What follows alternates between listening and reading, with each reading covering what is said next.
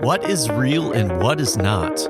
Welcome to Contact Confidential, where we explore the lines between reality and our stories. Hi, my name is Jerry. I'm a psychotherapist and producer of documentary-style podcasts that explore the magic and mystery of being human. On my show, Dragon's Bread, I explore contact stories, which include stories of believed encounters with UFOs and extraterrestrials. On this show, I talk to past guests as well as influential people about contact, and we explore the lines between where a story starts and reality begins. We will look at why our evidence for life beyond our planet isn't adding up, and explore the changes we may have to make to get a better understanding of what's really going on. So get comfortable, open your mind, and prepare to let go of your beliefs and assumptions, because you are now being read into Contact Confidential.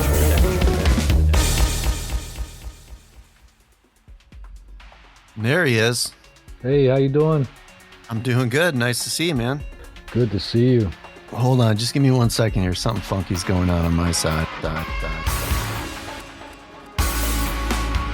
Jeff Nuccetelli, welcome to Contact Confidential. Pleasure to be here. Thank you for having me back. So your story was featured in the latest episode, which was titled My First X-File. It illustrates, for one example of the government's response to a UAP incident on a military base with the highest security protocols, as it was a base housing ICBMs. So what do you think is the takeaway lesson that could be applied to future UAP incidents? Well, the takeaway lesson is that the events occur, that they're real, that whatever the objects or phenomenon are can enter our airspace and behave in any way they want without any kind of repercussion. And even when these events are up-channeled and reported and investigated, they go dark and, there's nothing done about it. And for me, that's the biggest takeaway, that, there's a long history of events like this occurring all over the world at sensitive military installations with the highest levels of security. And the events are real and they happened, and then we just go about our business and ignore it. And that's the thing, in a lot of ways, that's a secondary mystery, right? So the phenomenon itself is a mystery, but then the response by the authorities, or the lack of response, is also a separate but interrelated mystery. Like, what is going on? And it's this weird situation where people know these events are real, these objects are real, the phenomenon is real. The government knows for sure that they're real. They've acknowledged that, but it's status quo. We just keep ignoring reality. I think about your predicament in that situation. Here you are, a senior enlisted officer on the base, charged to respond to it. The incident goes down. It's a multiple event incident. And there's really no line of communication that's opened up by senior personnel and those that had to respond to the incident. So the lack of communication that's happening within the silo for those in the military about what the heck's going on, you're equally in the dark. And if not just in the dark, maybe your confusion is amplified from having participated in such an event. Do you think it would have been good to have some level of communication that was opened up there to help you guys out? Yes, but I don't know how that would play out. After an incident like that, a lot of times, if we had a massive incident, like a natural disaster, a lot of times after it's all said and done, we would do what's called an after action report. We'd look at our performance, where we failed, where we did good, And then we'd have like a mass briefing, like the base commander would call everybody in and say, here's how we performed. How could we do better? But you're never going to see anything like that on a UFO encounter, right? So there's like no closure. It just happens, and it would be like, it's hard to even come up with an example. Like if you went to a serious crime scene, like a shootout, and you have multiple people, and then it's something that happens in public. It's all everybody knows about it, and then you respond. They clean up the scene, and then no one ever talks about it again. It would be like the victim actually disappears, and the investigators trying to make sense of the disappearance of a body with no conversation on the other side of it. Yeah, and that's what I mean. You have this duplicity of mysteries, right? Like you have a mysterious event, and then the response is a mystery. Can I get you to talk to that for just a second? The ambiguity around all of this, the aversion to talking directly to what we don't understand with those that are involved in incidents like that. Mm-hmm. What do you think the government's aversion is, and even the military's aversion to stepping into a room and saying, hey, we know you all might be confused, but here's what we do and we don't know about the topic? What do you think the aversion is to just having open, straight, and direct dialogue like that? I think it's a multifaceted issue. I think there's first just the typical way that the military in particular operates. Everything's a secret. Everything's need to know. But then, right. But I think it's deeper than the stigma. The stigma is definitely a part.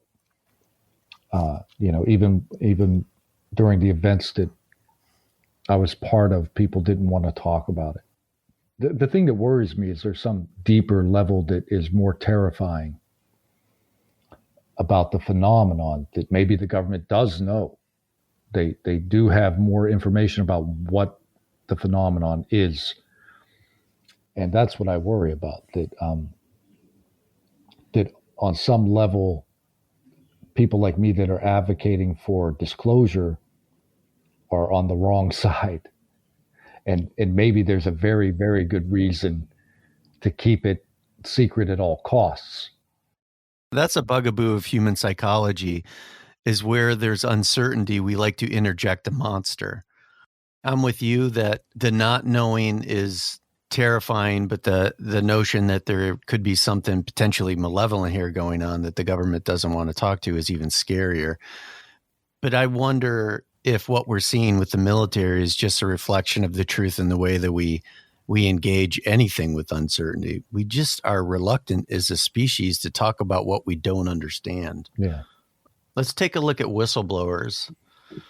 So following the testimony of David Grush in what's now June of 2023 about a possible legacy UFO program, more whistleblowers have been coming into focus in the public sphere.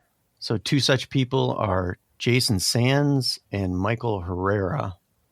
So Jason Sands claimed on a Twitter or X space, which was an odd way to come out, in April of this year, that he had an encounter with a blue ET that flagged down his military convoy to ask for a spare part for his craft.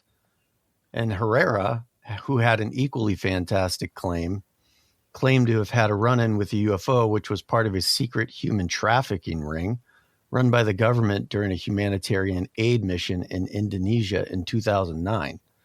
So he came out on Sean Ryan's show, and I don't know if you know who Sean Ryan, and he's a former CIA contractor and a Navy SEAL. Yeah, I watch him. Yeah, but I think Stephen Greer originally broke Herrera's story for the Disclosure Project. Yeah. So both of these stories have some serious red flags. Mm-hmm. Ross Coulthart recently interviewed Colonel Holt, who was the CO during the Rendlesham Forest incident, which happened way back in December of 1980. What was interesting about that interview is that Colonel Holt said that OSI agents, after the incident went down, had worked to discredit the whole thing by interjecting disinfo in the form of a false narrative And this false narrative happened to be that ETs had landed to ask for a spare part for their craft. This sounds pretty familiar. It's the exact same narrative that Sands is claiming. So first off, what do you think about Sands? And secondly, what do you think about the coincidence here with the Rendlesham Forest case? Now, is this for off the record? This is on the record, but if you want me to edit out something that you want to say off the record, that's fine. I can do that. Yeah, I don't know if I want to go on the record about the whistleblowers. I'd love to have a discussion about it, but I don't know if I want to put that out. The fear is what? It's not fear. It's just I don't feel like it's my role to publicly try to discredit or discuss other cases so much, because I want to kind of remain impartial and let things play out. So yeah, I don't. All right, I can respect that. Here's something I can give you about. I can kind of answer the question, I think. So with all these cases, there is an element of absurdity in the historical record, right? Jacques Vallée talks about this a lot. And there are historical cases that I've read that Vallée has covered. I think it was Wonders from the Sky, or it might Passport to Magnolia. I know he gets into it. Passport to Magnolia. But there are stories that are documented in the historical record that have these absurd cases where a UFO lands in the 1800s and exactly that, an alien gets out of the craft, asks a farmer for a glass of water, and then tries to fix the UFO like it's a car. And other people have talked about these cases. So there is an aspect to the phenomenon that seems to project some kind of image of what's happening in front of you. And the whole thing becomes like bizarre. And there's a case, I think, involving Alexander Hamilton before he became president, where a skyship came to his farm early in the morning and abducted a cow. And all of his workers saw it, he saw it, and he described these horrific looking beings on the craft. And then later his cow was found at another town, and they brought it back, and they identified it by the brand on it, but it had been mutilated. And it's another case. It's just absurd, right? Like a skyship shows up to a farm and drags a cow away. So with all these cases, it's hard to make a judgment call, because if you study the phenomenon, you'll find similar cases like that, right? So it makes it very difficult to make a judgment about what's true and not, because we don't know how the phenomenons, our perception is reading what's happening, right? It might be showing us an illusion. Well, I think you're bringing up a point that is valid, and something that I've run into in the production of contact stories, but also in doing work with contactees in general. There's often a fuzzy line that starts to happen in communication about what is and what isn't, what is real and what is not. And at certain points, especially in the narratives of contactees, there's content that sounds much more like active imagination than in reality playing out. It sounds much more like a dreamlike process than actually what one would engage in reality. You hear that more with contactees. These are people that are witnesses to events, but they're not necessarily people that have been engaged in a lifelong process of contact, which may involve sightings and experiences with quote unquote extraterrestrials, or the term we like to use now, non-human intelligences. What do you think are the challenges going forward with just whistleblowers in general coming forward and us having to navigate complex narratives like this? Well, going to be a tough road for whistleblowers for sure. Because, first of all, the process is bureaucratic.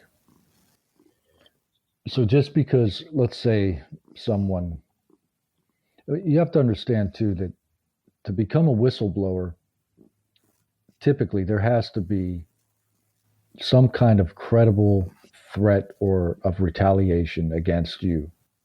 Yeah, to officially qualify as being a whistleblower. Yeah. Right. Yeah. So the whole whistleblower process is set up that you're trying to report to the government wrongdoing, fraud, waste, abuse, etc. And they're trying to prevent you from reporting the wrongdoing by retaliating. And that's what happens. You go to the Office of Special Investigation or Special Counsel in the DOJ. They're supposed to be a third party, and they review the case. And if they find credible evidence that someone's retaliating and that the thing that you're reporting is fraud, waste, or abuse or criminal, and then they assign you a case. But then you have to wait for the case to be investigated. And I think that's what the public doesn't understand. Your lawyer might have 200 or 300 cases before you that they're working on. And they might just never get to your case to investigate it. So there's a massive logjam in the legal system that the whistleblowers have to navigate through. And it becomes a waiting game. And in the meantime, the government can continue to try to intimidate or retaliate against you, while you're in this sort of limbo. So that's one aspect. There's a bureaucratic logjam. And the other thing is the claims that you're making are absurd. And they might be classified. They probably are. So it further complicates the process.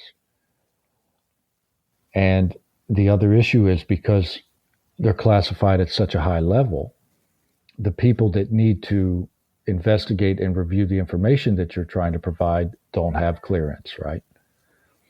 So you might try to get this information to a congressman, and the intelligence community tells the congressman you're not allowed to see it. And then the congressman tries to find out, well, how can I get clearance to see it?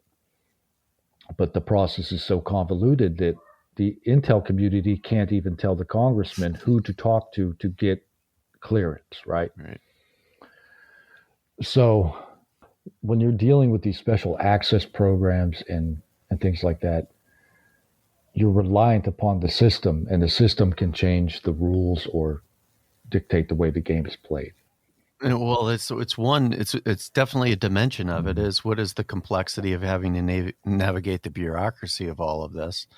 Two is there's a duality to this. There is the claims, and then there's the actual proof. And I think each of those things is its own problem to figure out what's going on. But I think if we have a clear sense of how to get to the truth, we might understand what the claims are about. This is what Grush is saying, is that we're potentially sitting on a legacy UFO program and sitting on things that can help us make sense of why all these narratives are so convoluted, and why you can look at something like, a 40-year gap between an incident in Rendlesham, and you can hear the same narrative showing up with a whistleblower now. Like, what is going on here? How much of this is related to the government's hands being on this and trying to mold a narrative, and how much of this is related to the actual phenomena? So there's the psychology of it. I think we don't understand because we don't understand what we're dealing with yet. Right. So what do you think about the function of DOPS, or the Pentagon's pre-publication review process? SANS has gone through the DOPSR process. Grush has gone through the DOPSR process. It almost seems like the DOPSR process is like the government rubber stamping testimony for public consumption. That's exactly what it is. Yeah. Yeah. And how do you make sense of like how fantastic these stories are, and the government's basically just putting a red stamp on them? How do you make sense of that? Well, I mean, if you look at what the process is for, it's got a simple function to make sure that secret or top secret information is not accidentally leaked or inferred. Right, that's what they're trying to do. They're trying to prevent secret information to being published. But then they turn around, they allow Grush to publish things about non-human intelligence and crash retrievals, and they stamp that. They say, "Fine, you can release that." Yeah, and to me, it was obvious why, because they had to. It could be a brilliant move by Grush, or it could just be nonsense the way you look at it. It could be Grush knows they absolutely do have this information, this technology, but they're saying we absolutely have no idea what you're talking about. So he says, fine, I'm going to publish it. They're forced to review it. They can't redact that because they're saying it doesn't exist. Mm-hmm. So he's forcing their hand. He's saying either redact it and say it's real. You can't disclose the crash, retrieval, or whatever. So basically, he called their bluff. And they let him release it. They're saying there's nothing here. You can write whatever you want about NIH because that's not real. And that happens early, but then later in the year, we have the legislation come through. And it's talking, I think, non-human intelligence is referenced like a dozen times or more in the bill, right? Right, yeah. So it's an interesting play, you know.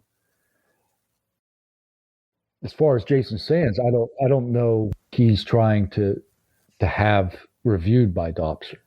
You know, is it about his intelligence work that led into his experiences, or is I'm not sure.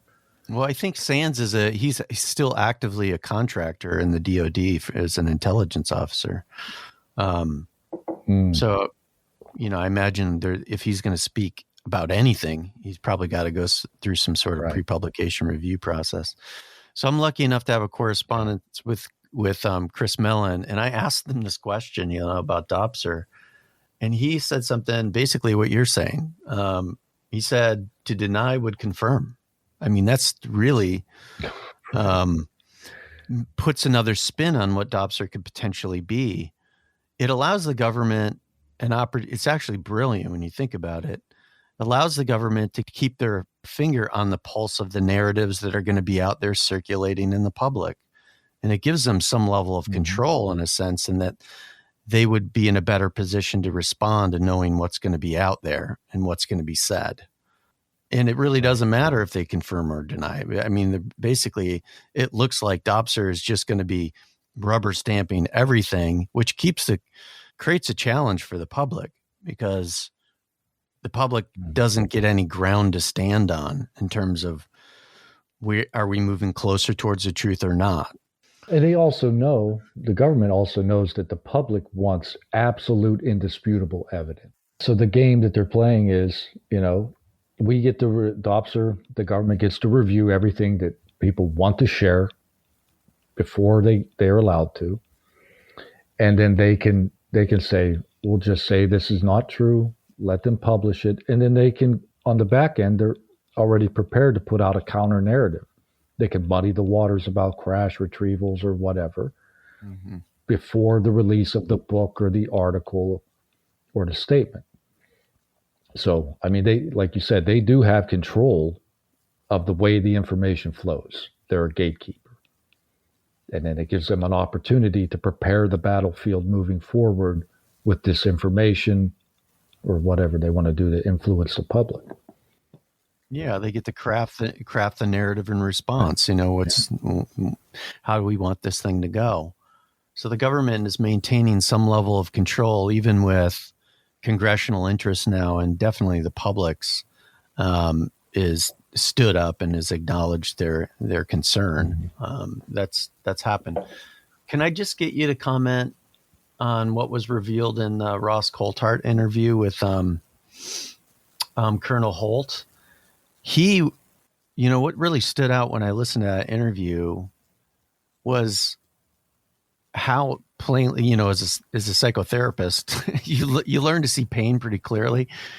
How hurt he was by this whole thing. He felt like he was hung out to dry, and he said, in his opinion, he basically said it flat out in that interview.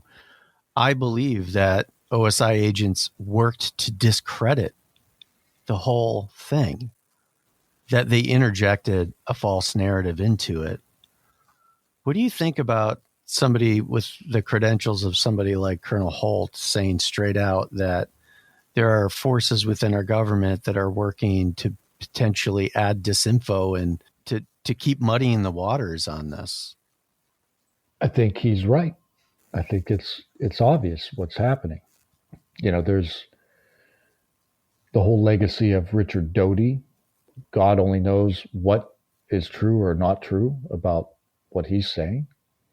We've got documentation, historical documentation from the archives that have been declassified about the FBI and the CIA trying to monitor and influence people investigating the subject, discredit them. So there's a legacy program going back to disinform the public and discredit people that have experienced these phenomenon or researching. And I think that continues to this day. And I think it's happening in real time on the media. I think the Era report, the historical review, was obviously a sham. They provided no information about cases or their methodology on how they distinguish between authentic cases or not. And then you have public officials coming out, like Sean Kirkpatrick, making statements against even congressmen, sitting congressmen, saying that they're delusional and they're chasing ghosts and werewolves, right? Right. So no one is safe from the ridicule. But if you look, where's the ridicule mainly coming from? It's coming from within inside the government. It's coming from DOD and Arrow and the mainstream media. It's a simple trick because all the government has to do is be the first one out with the story. And the headline could be, as simple as UFO office determines these are not ETs. And the vast majority of the public will see that and be like, case closed. They won't even need to click on it. Good enough. I think there's a couple things about what you're talking about. One is the concern that raises, because it starts to feed into some really unhealthy narratives that are going on in our society, which really boil down to can we trust the government? Which, potentially works at the fabric of security of our entire experiment here. It's really problematic. But, like with people like Colonel Holt coming out, you can see, just as you said, that clearly nobody's safe from this. And that's concerning, seeing that there's aspects of our government that are willing to put the integrity of people that have dutifully worked their entire lives to serve this country at risk. They're just playing with that. That's problematic, I think. If anything comes out of this beyond non-human intelligence, beyond the legacy UFO programs, if we can get to the root cause of our loss of respect for those that have served our country and just for human beings in general, the suffering will be well worth it. Yeah. So it's really put the onus for change regarding this subject, for the truth. The onus has kind of been shifted to the public. Mm-hmm. Even with the momentum that's been created around Grush, you can still see that the public's now having to take a more active role, and they are. We have people in the public sphere now, like Jeremy Corbell, that the media are now utilizing to really determine where the direction of truth appears to be headed. Right. I think that's where all the hope lies. In the modern age with the internet and social media, the public there can be grassroots coordination and interest. Mm-hmm. And that public interest has pushed scientists to get involved, credible, well-established top of their field scientists who are now actively investigating the phenomenon.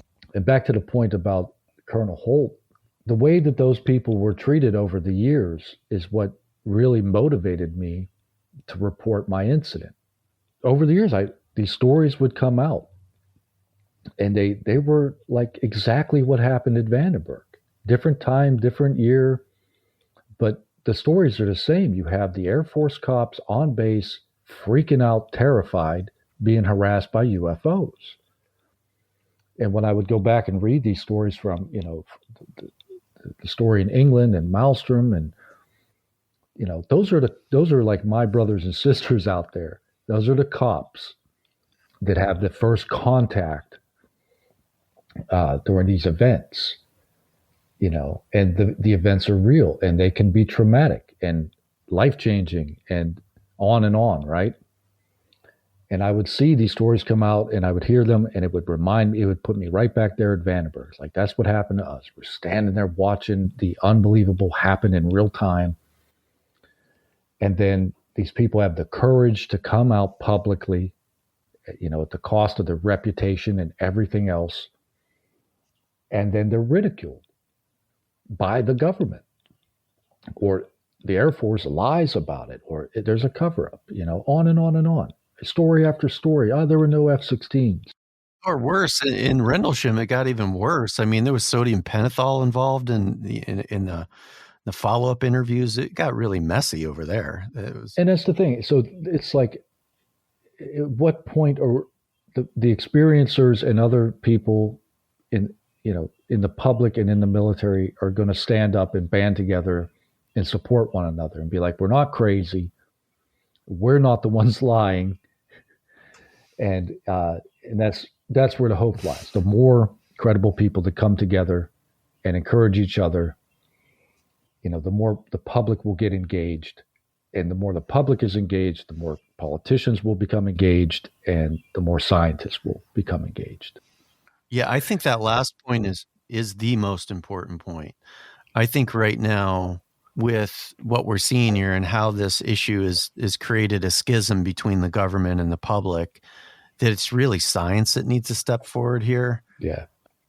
As a psychotherapist, I did some research with contactees in the past, and I've spent a lot of time on the couch listening to people's narratives, and things get really confusing when you're talking to contactees. Mm-hmm. And the territory there is very murky, where you're looking at fuzzy boundary lines between what is mental health issues and what is the impact of the phenomena.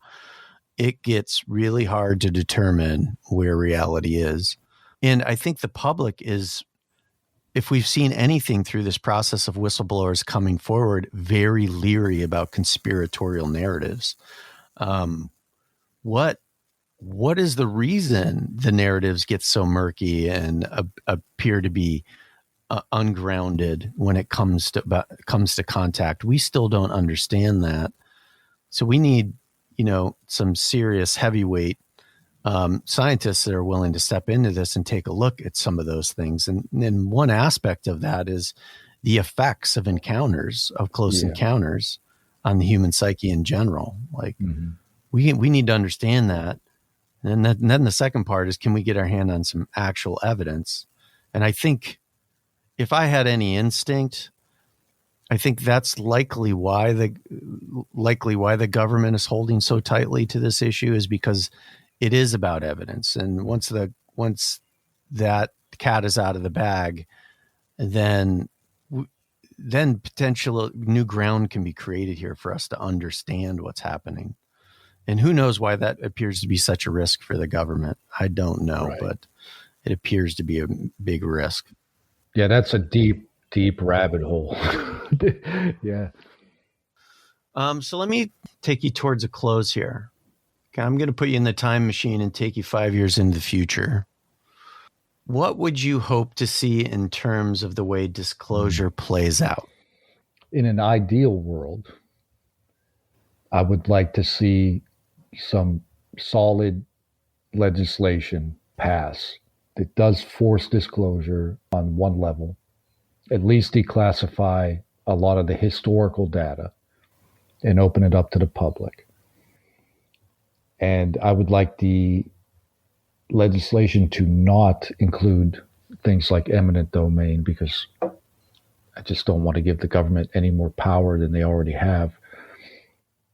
But really, in 5 years, what I would like to see is scientific projects not funded by the government moving forward with real, hard, indisputable data, and we see some real progress on the hard science front. And I think that will be the best way for disclosure. If the academic community can put on every front, psychological literature, you could look, physics papers, real radar tracks like the Galileo is trying to pick up, the Galileo project, and these other organizations. I think in 5 years they're going to have some good data, and they're going to publish some real scientific papers that can be replicated. Mm-hmm. And eventually there'll just be overwhelming evidence. Now, they might not have the whole picture, but I think in 5 years we'll be able to tell the public, like, here's the data. There are things zipping around all over, under the ocean, in the skies, in space, or wherever. And at some point, there's going to be a paradigm shift where the academic community, the scientific community, can no longer dispute the data. And then that'll change the narrative, because once the scientists are on board, they can have the discussion publicly, and the media will be forced to cover it. And then we could have a real debate. What are they? We don't know, but they're here, whatever they are. And I think that's the best we can hope for at this point, is to get enough data and convince the public it's important, it's real, and then we could start to explore, like, okay, now we know it's here, what is it? So in 5 years, I think we'll be there. And I'm not going to keep my hold my breath for the government. Just we're going to have to do it on our own. So that's a grounded response. Do you have a secret fantasy, a Star Wars fantasy, or a Star Trek future playing out here? Well, yeah, I would love it to be. I had this thought a while back where they were talking about, Bigfoot, and then I saw something where Bigfoot's supposed to be related to UFOs, and I'm like, okay. But then I had this thought, and it was after I forget his name, the Israeli, is it? Former Israeli security chief, Haid. What was his name? Haim Eshed. Yeah, but he was talking about this galactic federation. I'm like, oh my God, what if it's as simple as that? Like, we're either in Star Trek or Star Wars, pick one. Right. I'll go with Star Wars. And maybe, and the thought I had was, maybe the Bigfoots are just a Wookiee that crashed, and he's trying to fix his hyperdrive, and he's out in, like, somewhere in Canada, running around in people's sheds trying to find parts, right?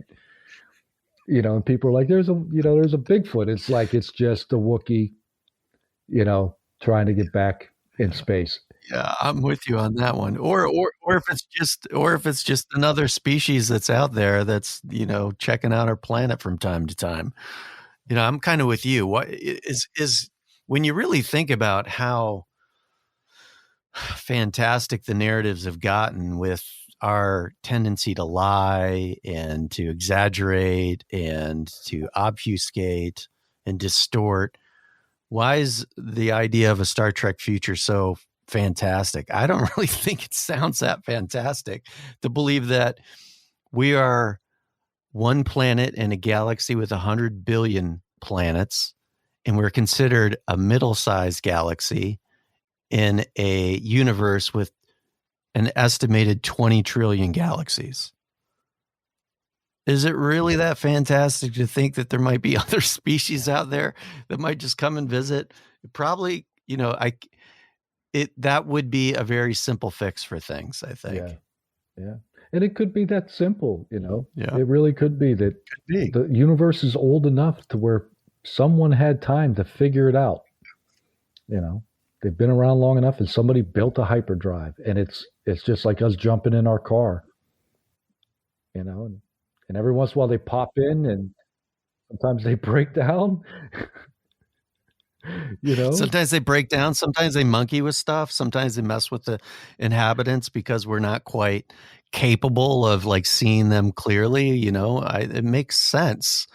Yeah. I kind of wonder, like with what's going on around just the simple acknowledgement that we might not be alone in the universe, that what we're seeing is the impact of the collective delusion that we've been involved in, that we've been so focused on resource control and deception and manipulation that we really can't even have an open and honest conversation about that.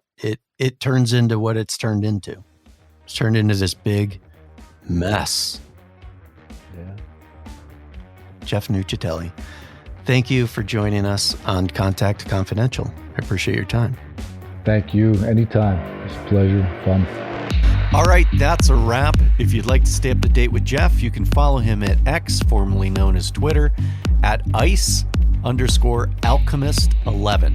He has a few exciting projects in the works, so I'll be sure to update the show notes with links to those. If you'd like to stay up to date on upcoming guests, I'd suggest heading on over to the Patreon page at patreon.com/TuiArts. All right, thanks again for listening. Stay true in the meantime, and I'll catch you on the next episode of Dragon's Bread or Contact Confidential.